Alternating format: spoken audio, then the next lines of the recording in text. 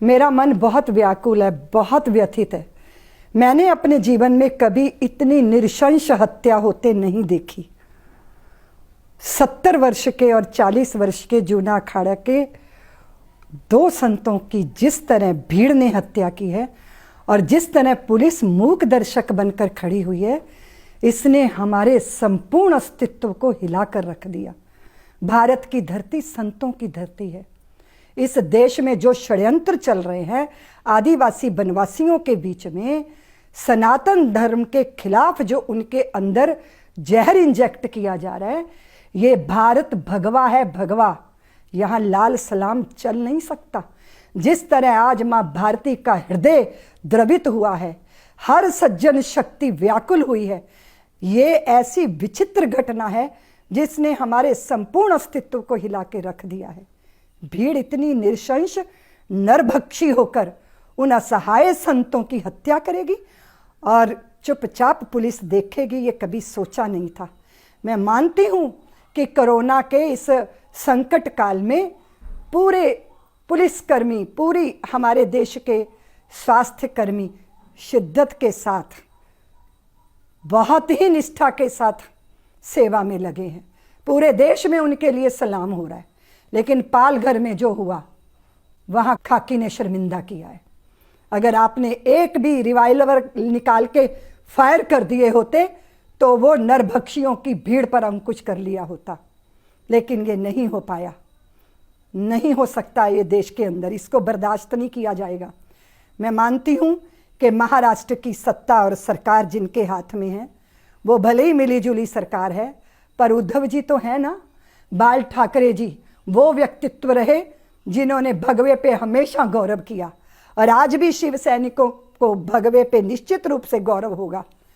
उनको दंड दीजिए जिन्होंने संतों के रक्त से अपने हाथ रंगे हैं। ये ऐसा दंडनीय अपराध है जिसको माफ नहीं किया जा सकता। भारत में ऐसे वातावरण का निर्माण होना चाहिए कि यहाँ दंडनियों को दंड मिले और वंदनियों का वंदन हो। उसी के लिए हैं हम लोग, देश के रखवाले, चौकीदार, पहरेदार, जो भी कुछ हैं। भगवा जब साधु पहनता है तो वो व्यक्ति नहीं होता, सनातन की ध्वजा है भगवा। और सनातन क्या है? कण कण में ईश्वर का दर्शन कराने वाली दृष्टि। सनातन, अगर सनातन बचेगा तभी मनुष्यता बचेगी। अभी आप देख रहे हैं कोरोना जैसी मौत बांटने वाला चाइना चमगादड़ों और सांपों को खाते हैं वो, और सनातन बताता है कि पशु पक्षी जड़ जंगम सबका ख्याल रखो। ऐसी सनातन धर्म की आभा को लेकर जब सन्यासी चलता है तो वो सन्यासी नहीं होता, तीर्थ होता है, धर्म ग्रंथ होता है। वो चलता फिरता स्वयं भगवान का विग्रह होता है। इसलिए उनके साथ जो व्यवहार हुआ है उसने सारे सज्जन शक्तियों को व्याकुल किया है।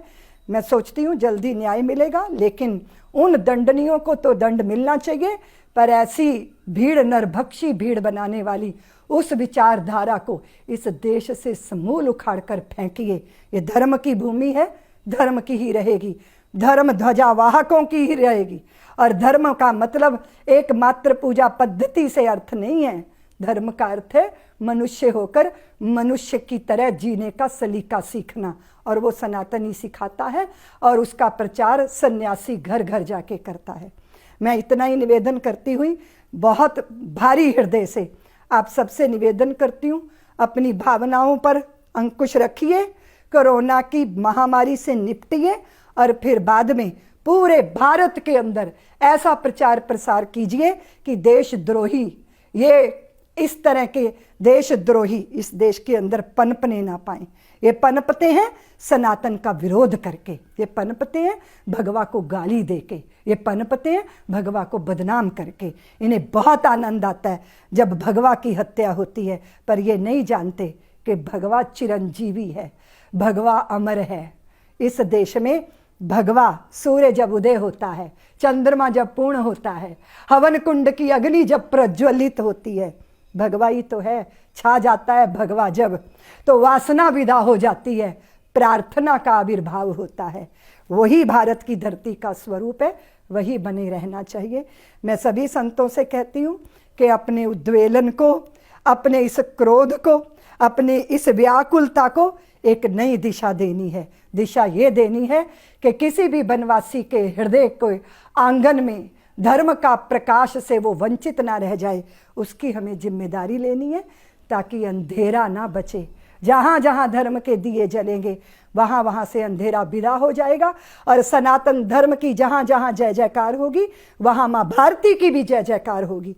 लेकिन हमें इसकी तो ज़रूरत है कि प्रत्येक भारतवासी के हृदय में हमें धर्म का उजास पैदा करना है, ताकि इस तरह की दुर्घटनाओं से देश दोबारा उसे साक्षात्कार करना ना पड़े। मैं इतना ही कहती हुई अपनी बात को पूरा करती हूँ।